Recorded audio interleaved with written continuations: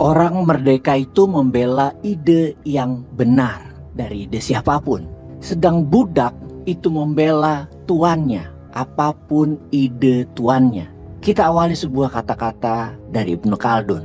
Kita memfokuskan pada berita pemberhentian Dekan Fakultas Kedokteran UNER, Profesor Budi Santoso atau Prof. Bus oleh Rektor UNER merupakan petir di siang bolong, di mana peristiwa tersebut adalah peristiwa politik pertama di Fakultas Kedokteran Universitas Airlangga, yang mana fakultas kedokteran tertua kedua kampus itu di Indonesia setelah Universitas Indonesia.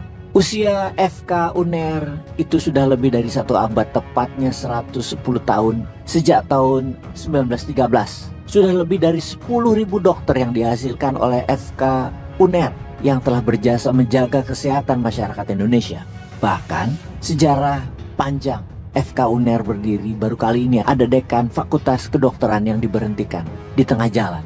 Banyak spekulasi yang berkembang mengenai alasan pemberhentian Profesor Bus sebagai dekan, antara lain penolakan beliau mengenai dokter asing.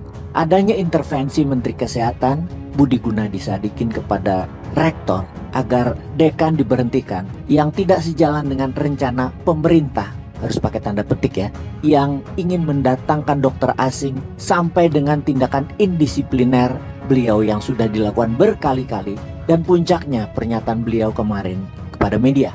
Menurut Rektor UNER, Prof. Nasih, UNER adalah perguruan tinggi negeri yang tunduk dan patuh pada semua peraturan dan ketentuan pemerintah. UNER akan mendukung penuh semua kebijakan yang diambil oleh pemerintah, termasuk kebijakan mendatangkan dokter asing. Jadi kalau dibawa pada narasi Ibnu Khaldun, keputusan Rektor UNER adalah keputusan budak membela tuannya. Pemberhentian ini mendapatkan reaksi keras dari para guru besar, dosen, dan mahasiswa dari Fakultas Kedokteran UNER. Para profesor yang biasanya diam menjadi turun gunung dan mengambil sikap menolak tindakan sewenang-wenang rektor yang tidak berdasar, bahwa perbedaan pendapat adalah hak asasi dan hal biasa, apalagi terjadi di perguruan tinggi. Namun politik masuk kampus sudah kebablasan. Jadi harus bagaimana pendidikan Indonesia ke depannya? Pastinya harus taat pada hukum, bukan taat pada tuan yang salah. Kita semua pasti sepakat bahwa pendidikan adalah investasi yang nilainya paling tinggi untuk suatu negara, di mana return on investment-nya ya tentunya paling tinggi di dunia. Kemajuan negara mutlak sangat ditentukan oleh pendidikan. Sejarah mencatat banyak negara maju tidak ditentukan oleh sumber daya alam yang melimpah. Kekayaan alam bukanlah jaminan kemakmuran suatu negara. Singapura, Jepang, Swiss, Korea Selatan telah menunjukkan hal tersebut.